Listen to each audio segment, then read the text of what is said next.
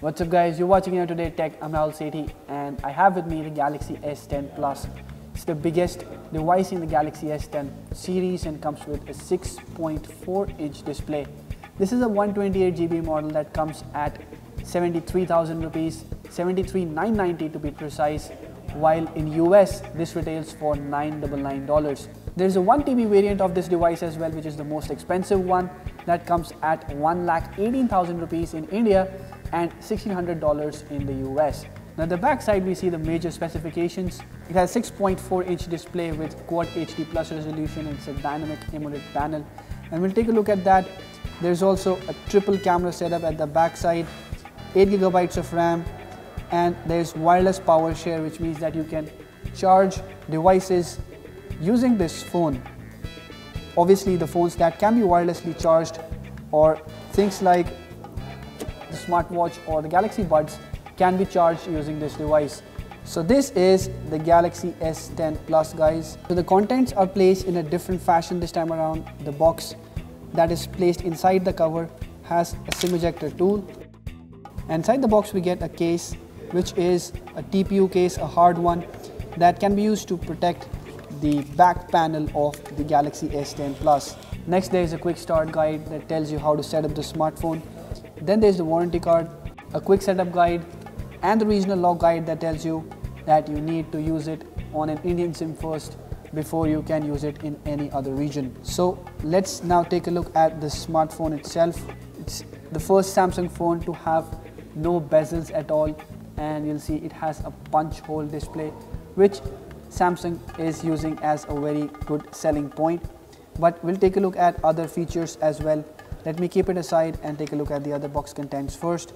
There is a fast charger bundled with the device. It has a maximum of 9 volt and 1.67 ampere of output, which is close to 15 watts, and not really a very fast charger like the OnePlus's Dash charger or Oppo's Super VOOC charging system, but it's a fast charger nonetheless. Then there is a Type-C to USB converter that allows you to attach pen drives to the smartphone. Next is a Type-C USB cable nicely packed inside a small box. It has good length and quality. Next you have headphones from AKG, which are also very nicely packed. Let's pull them out and take a look at it. So you see it comes with 2 extra pairs of silicone buds. Then the buds itself are angled, so it will be quite a comfortable one to use, I'm guessing. And then there is a remote control as well with a dedicated microphone for voice calls. But the overall quality is quite nice and the cable is a braided one. Alright, now let's take a look at the device itself. There are a lot of differences compared to the previous Galaxy smartphone, the Galaxy S9. Although the design overall is very similar, you get a curved display and there is a glass back. But one of the major things is that it has a punch hole display now instead of the usual regular bezels, which makes it feel slightly broader and not that tall, and it's closer to the 16:9 phones you were used to seeing.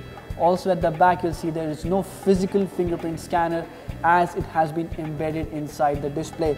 Also you'll notice the earpiece is now placed between the display and the phone body, as with most smartphones nowadays that have a very small notch or having no notch at all. So you'll see having a punch hole display makes the phone slightly smaller, more handy for a 6.4-inch device. Although there are very little bezels around the top and the bottom, the curved infinity screen makes it feels like there are no side bezels.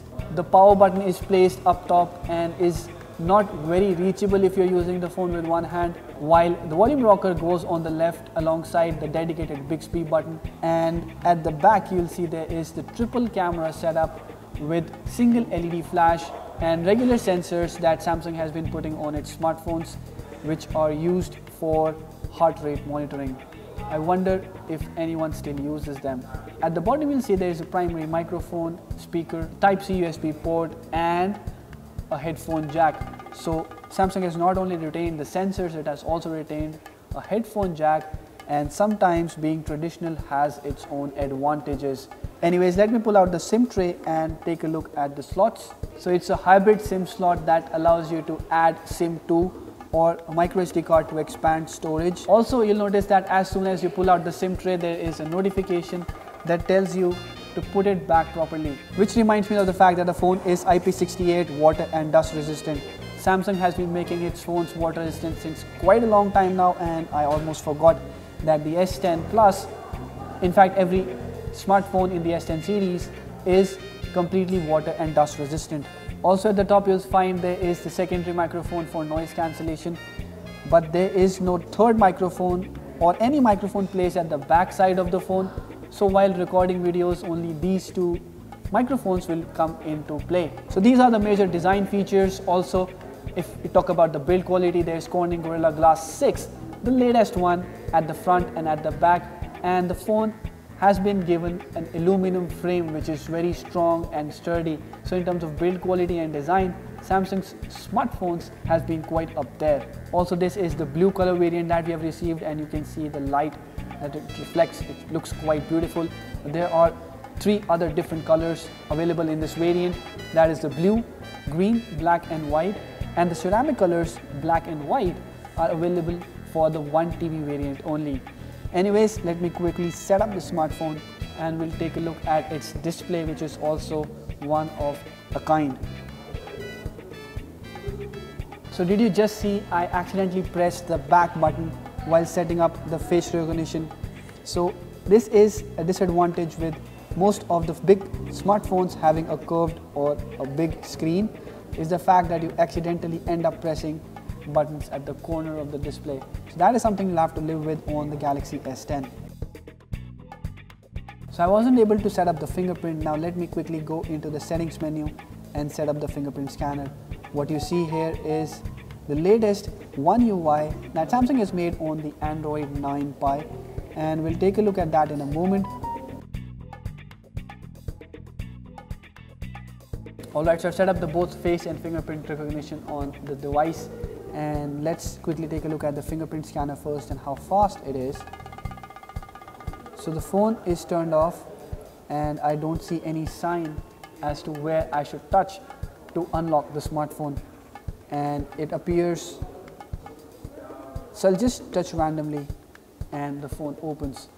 Let me touch in the other part of the screen and nothing happens. Samsung has made it quite hidden as to where you need to touch to unlock the smartphone, but I think it's fine because I'm not facing any difficulty while unlocking the smartphone using fingerprint. I'm just touching the bottom center of the screen randomly and the phone is able to detect my fingerprint. I think this is one of the best fingerprint scanners I have seen in a while.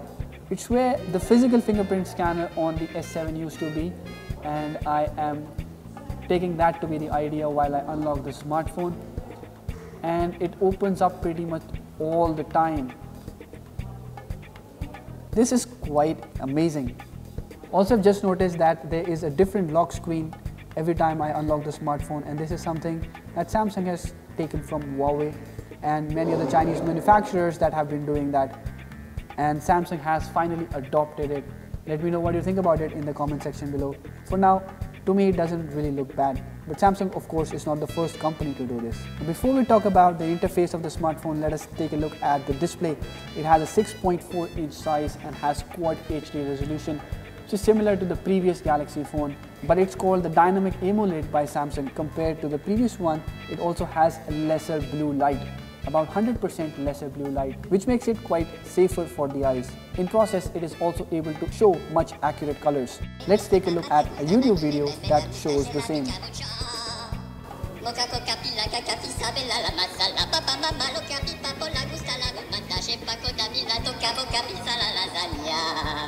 So the S10 Plus has a dual speaker setup, the second one being placed under the earpiece. But if you talk about the display, it has 100% DCI-P3 color coverage and the effect is clearly visible. The display doesn't look oversaturated but maintains a very nice color profile.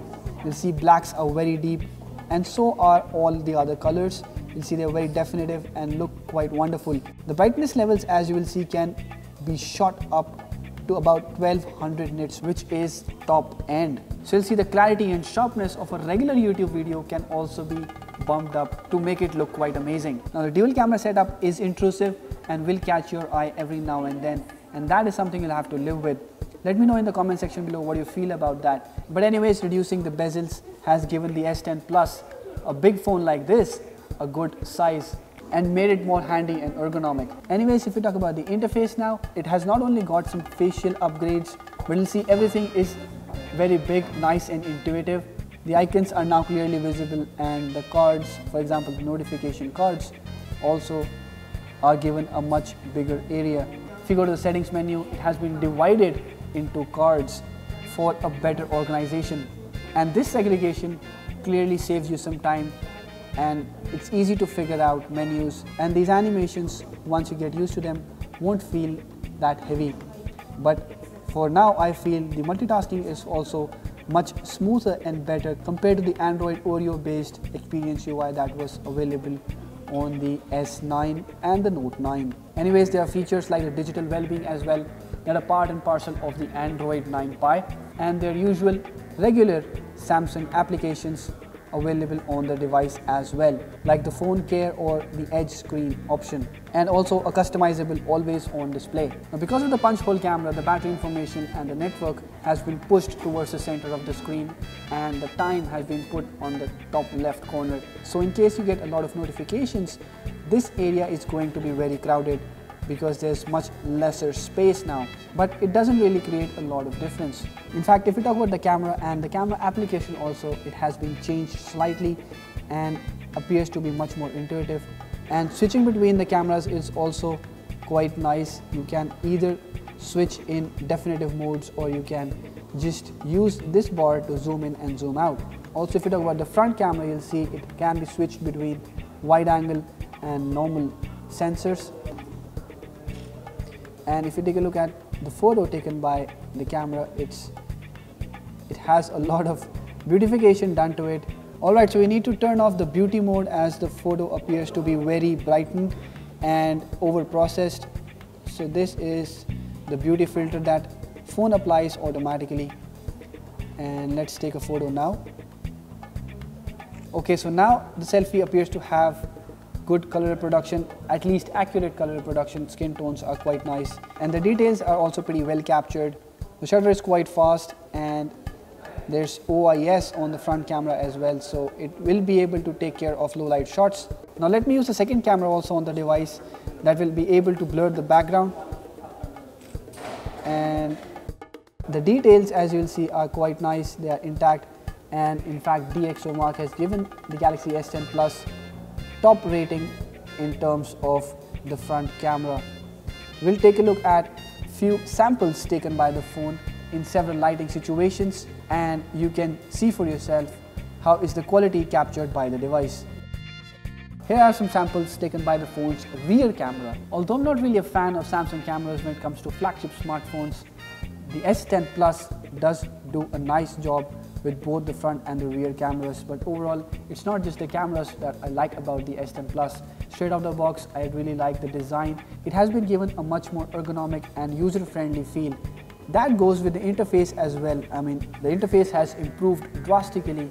Also, I really like the fingerprint scanner on the device. It's a good big familiar area where you just need to place your thumb and the phone opens. So this is quite nice. Overall, the S10 Plus is quite a worthy successor of the S9 Plus, but still a lot needs to be tested on this one, especially the cameras and the performance in various scenarios. So stay tuned and subscribe to our channel, and watch out for a full review of the S10 Plus and many other nice upcoming smartphones we're expecting in 2019.